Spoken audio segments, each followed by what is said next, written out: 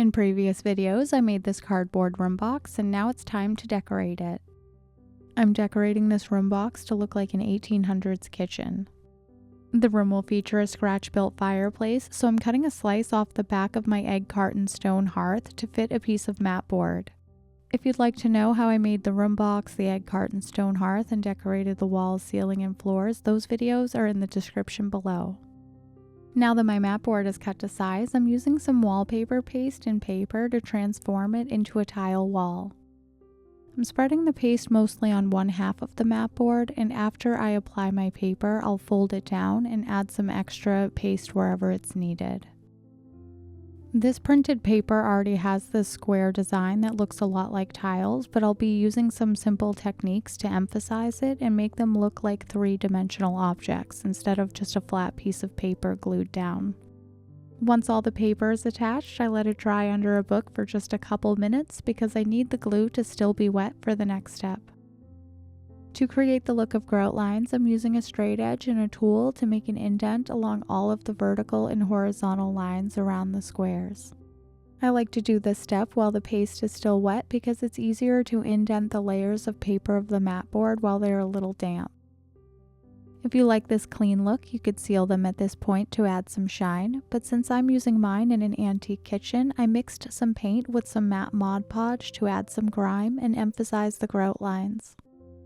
I'm covering the tiles with the Mod Podge and paint mixture and then using a paper towel to wipe a lot of it off of the surface. This technique serves to age the vibrant yellow paper I started with and also emphasizes the grooves I created between the tiles. Once the Mod Podge is dry to the touch, I weigh it down so it doesn't warp as it dries. With the tile backsplash finished, now it's time to make the fireplace surround and mantle.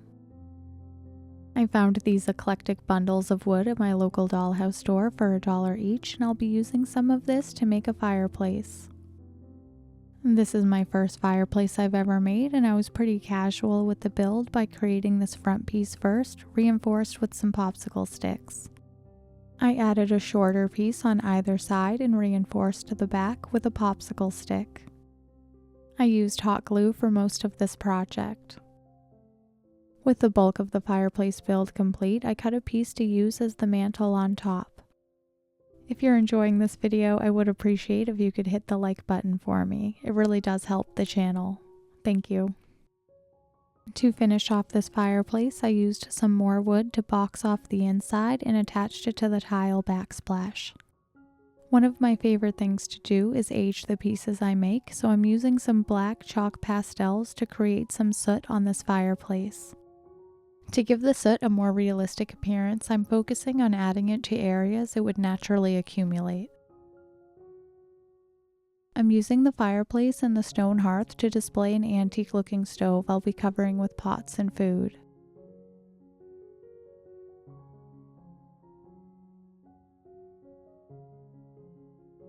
I'm using this vintage Krisenbaum kit stove because I really love the details, and since it's already broken, I won't feel guilty over what I'm about to do to it. I won't be using the top part and the back sticks out too much, so I'm just using pliers to remove it so it can sit flush against the wall. Since my room box is angled, I'm cutting the back feet at an angle so it'll sit level. Now it sits nicely in the space, but I don't like the shiny look of the plastic, so I'm using some fine sandpaper to remove the shine and make it look like cast iron. The stove is really perfect for my project because it's lightweight since it's plastic, and I will be hanging this room box on the wall. This next step might seem like kind of a crazy thing to do, but the stove would be casting a shadow on the stone hearth, so I'm using some chalk pastels to make a pretty aggressive dark mark. If you'd like to learn how I create my egg carton stones, the video link is in the description below. For now, I'm only installing the hearth in the room box since I have a lot of decor and accessories to add to the fireplace around, and that'll be way easier to do before it's attached. Now I feel like I'm channeling Whitney LaBrie because I went through my personal collection and pulled out a bunch of items I think I could possibly use in this space. I started making miniatures in late 2020 and I went a little bit crazy buying a whole bunch of lots on eBay and ended up with a lot of random stuff. When choosing the accessories, I picked items that would work in a 19th century kitchen. This is actually a bed warmer that you would put under your sheets to heat up your bed, but I think it would look cool in this space. These are the only 2 items I bought specifically for this project because I want to hang this long pan on the fireplace and I have some plans for this pot. I did end up choosing a lot of heavy metal items, so I'm not really sure how many I'll be able to get into the space, but it is balanced by some of the plastic pieces I chose and paper. The first thing I'd like to add to my fireplace is this rifle, but it looks way too modern, so I'll be modifying it. I did some Googling and I was really surprised to learn that some 1800s rifles did have scopes, but I think it looks too modern, so I'm cutting it off. The wood is really smooth, so I'm using my knife to make it look hand carved. This step also removed a lot of the finish, which makes it easier for me to paint it. I love to Google to get ideas, and a lot of the old rifles I was seeing have a beautiful mahogany look, and I don't have any stain, so I'm laying down this red color as a base coat. And there are a few pale spots on the rifle, and those are areas I failed to remove the original finish, so I definitely should have sanded this rifle a little better before painting it. Now I'm laying on a rich brown color to tone down the red while still allowing a lot of it to come through. Now I'm using some full-strength brown acrylic paint to create some shadows and give the rifle some weight so it looks natural in the space. I'm primarily adding it to the edges of the rifle to keep the center lighter to make it look like it naturally wore down this way. Now with a small amount of black paint on the tip of my brush, I'm adding one more drop shadow and covering up the spots where I removed the scope.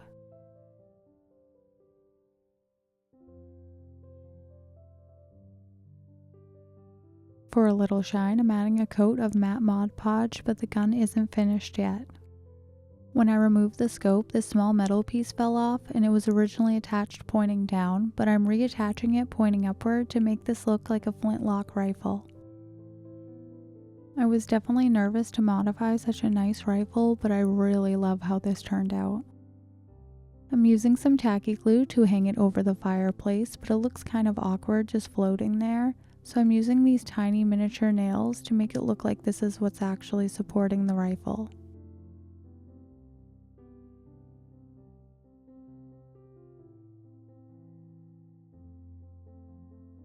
I added another nail to support my very long pan with a little bit of wax on the back to keep it from swinging side to side. I don't know where I got this pretty ladle, but I sanded off some of the paint so it doesn't look so new, and I used a small amount of black paint to emphasize the areas I sanded down to the bare metal.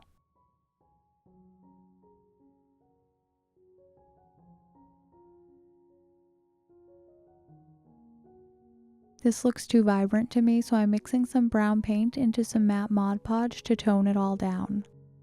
The paint adds the color and the Mod Podge helps it stick to the metal.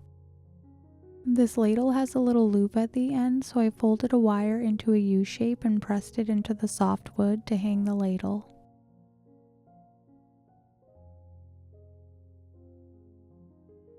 I added a teeny bit of white glue to keep it from swinging.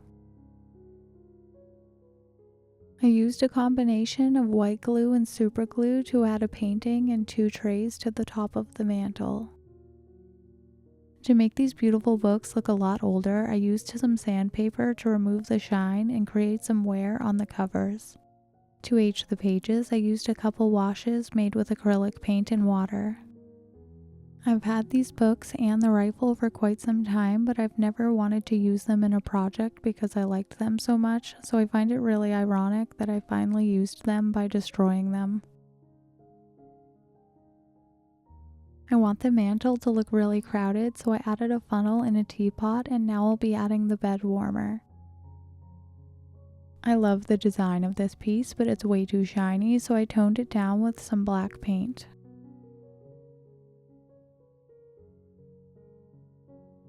It's probably a little sketchy to light a candle so close to a ceiling, but I'm aging this candle with a mixture of brown and black paint in Mod Podge. I added the candle and a couple other accessories before turning my attention to this wall. First, I added a nail, which is a really easy thing to do in these cardboard and cereal box walls. The nail will go a long way in supporting this pot rack on the wall, but I don't want it to budge, so I'm adding some glue as well. This glue is crazy thick, so I'm using a toothpick to scrape off the stuff that oozed out.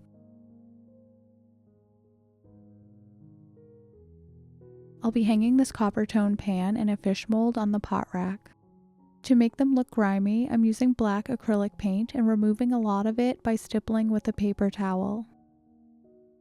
The kitchen I'm creating in my cardboard room box is supposed to look like it's from the 1800s, so I think these pans would look out of place if they didn't have any tarnish.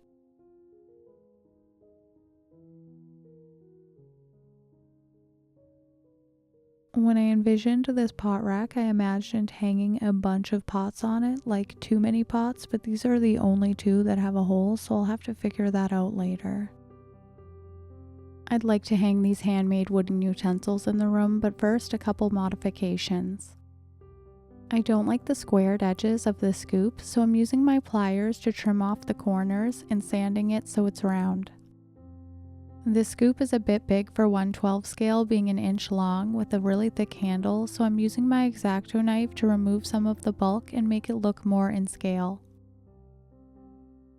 I'm not really sure what this is aside from a mold of some sort, but it's pretty close to perfect, so I'm just using my X-Acto knife to remove the blunt edges to make it look more handmade. Then I sanded it smooth.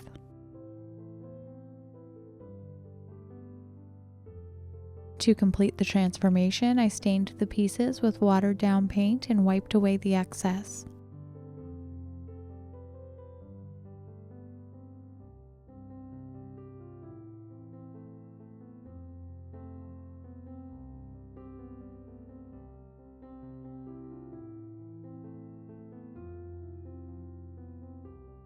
Off camera, I carved this mystery tool to create areas the stain can settle in. I'll add some strings to these later, but now I need to make a hanging rack. Using my miter shears, I cut a small length of wood and now I'm rounding the edges. I'm creating a really simple and primitive hanging rack, so I'm just adding some nails to use as pegs.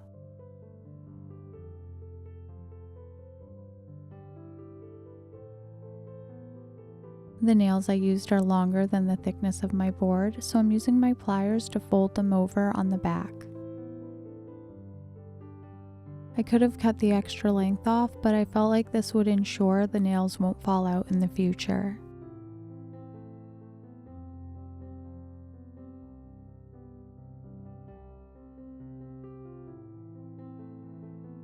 I should have done this prior to adding the nails, but I'm using the edge of my pliers to create some indents and age along the edge of the wood.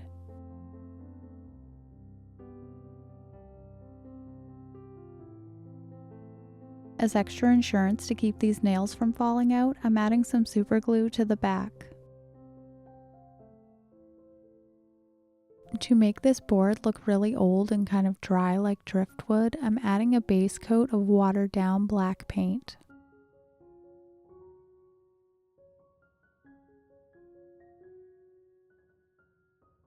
The second and final step for creating a driftwood appearance is dry brushing some white paint.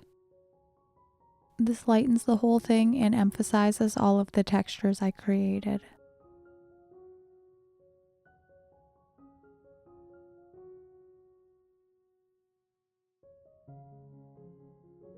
If you look closely at the heads of the nails, you can see I'm adding some dirty down rust effect, and I'm also creating a rust strip below each nail.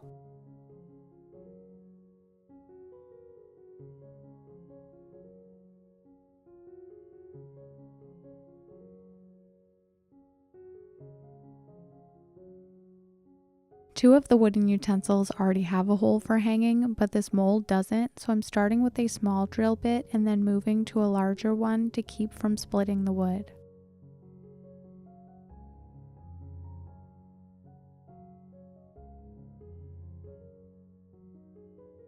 I'm using sewing thread to hang the wooden utensils.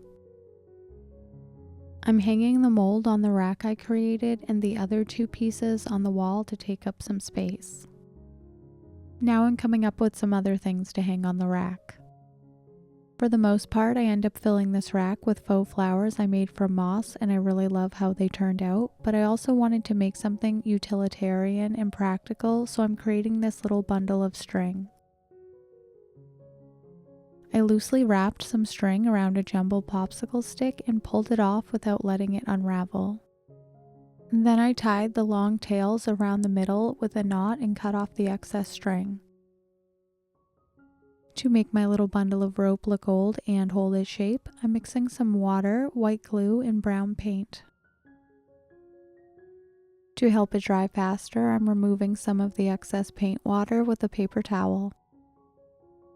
I'm so happy with how these next items turned out, especially since I initially wasn't too happy with how they were looking. I got this forest moss at Walmart and I'm gluing some of the pieces together. I wanted to create the look of dried herbs on the rack, but I felt like they were pretty lifeless, so I decided to trim it up and dry brush some white paint on to make it look more interesting. And then I had a brainwave to use this colored flocking I have from a 1980s kit that's meant for making flowering shrubs. I added white glue to my moss and dipped it in the white and purple flocking to make it look like dried lilac. To give this cheap reindeer moss from the Dollar Tree a glow up, I pulled off a piece that looked like a bouquet. I'm dipping the ends into some white glue to attach flocking, and yes, I am using my hand as a palette because I couldn't find my silicone mat and it had been a very long day. I'm using some fine flocking from Woodland Scenics to create a bed of what looks like small leaves.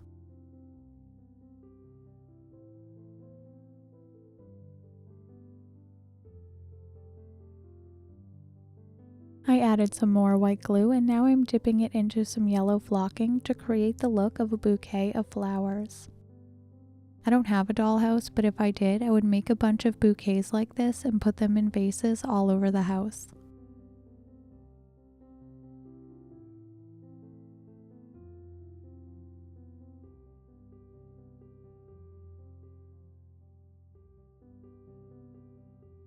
These are real dry flowers, but to make them look more realistic, I'm adding a little bit of flocking so it looks like they have leaves. I'm only just noticing right now while I'm editing that the flowers are purple and the stems are the exact same color, so I'm not really sure if that's something that occurs in nature or if these were dyed. I made one thing for every nail and hung them all up. Right from the beginning, I knew I would be putting this wooden butter churn in the corner, but since the floor is sloped, it sticks out at an angle. I installed the floors at an angle to create a forced perspective. If you'd like to know more about how I created this cardboard room box, those videos are in the description below. To make this wooden butter churn sit level in the space, I'm using my metal file to create an angle on the bottom. I won't be using this butter churn and I don't want the plunger part to go missing, so I'm gluing it down. I'll be gluing this butter churn in the corner, but first I want to figure out the position of this chair I'm adding. I'm inspired by the Lambert Hitchcock chairs, so I'm painting this with a gold and black motif. The same company that made the antique stove also made this chair. It's made from a type of plastic called polystyrene, and it's really easy to paint with acrylic paint. Using a flat brush, I'm adding black paint to all of the areas I won't be painting gold.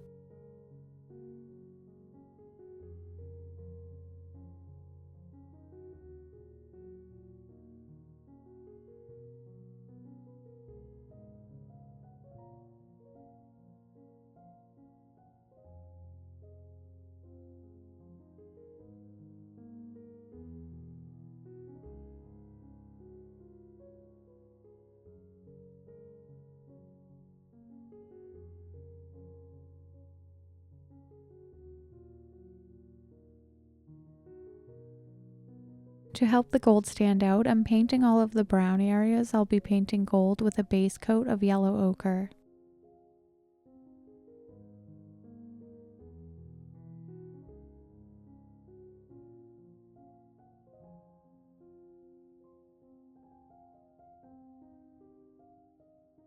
Once I started painting these smaller, more detailed areas, I realized I painted this chair out of order. It's impossible to keep the yellow ochre and the gold off of the black paint, so I should have painted all of the yellow ochre and gold first and then finished it up by painting the black. Now I'm adding the gold over the yellow ochre. I've seen other YouTubers use alcohol inks for painting metallic, and I really love how they look. If, like me, all you have are cheap acrylic paints, just use a base coat and you can get a very similar look.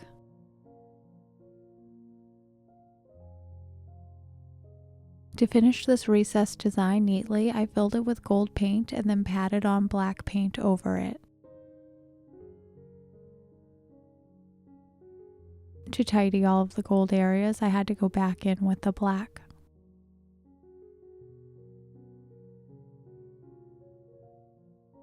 I think the yellow ochre did a great job because the gold looks really vibrant and maybe a little too vibrant, so I'm mixing a little bit of brown paint in with some matte Mod Podge and water to tone it down. This step does a great job of reducing the contrast between the gold and the black, and it also seals the chair.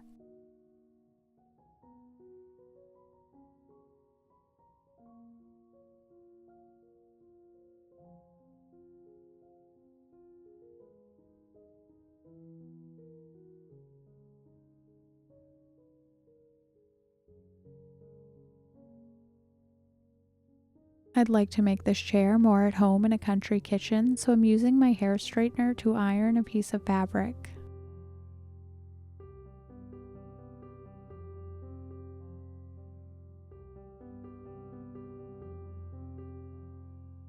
I'm using this piece of fabric to look like a kitchen towel, so I'm folding it where I'll be using it and cutting it to an appropriate length.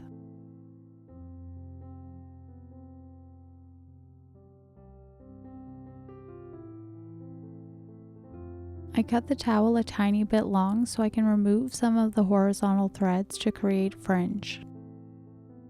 As I remove the horizontal threads that run from left to right, I'm left with the vertical threads, and that's what creates the look of fringe.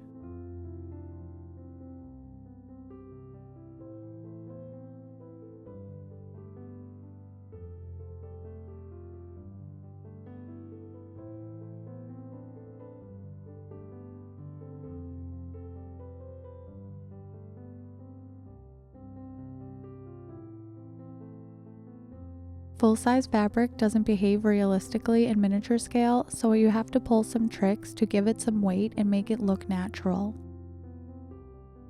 I'm using Fabri-Tac glue to fold the towel in half, attach it to the chair, and make it look like it's hanging down in front of it.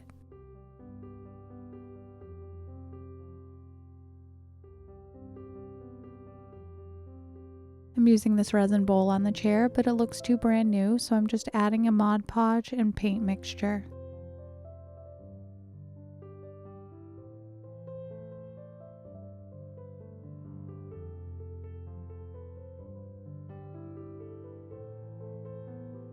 I'm using Fabri-Tac to attach it to the seat.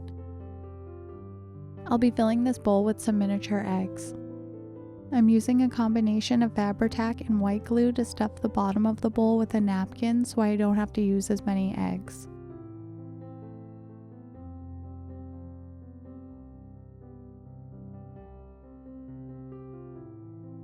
Off camera, I used some white glue to attach the eggs. And then I started adding the Mod Podge mixture to the towel before the glue dried, which is why the eggs are kind of rolling away. I like how this looks, but it looks a little bit plain, so I decided to add a design to the top back of the chair. This would have been easier to do before I glued a bowl of eggs on the seat. I'm not great at painting in miniature, but I'm just adding a stylized flower and some long leaves to take up some space. I'm using the gold acrylic paint directly on the black.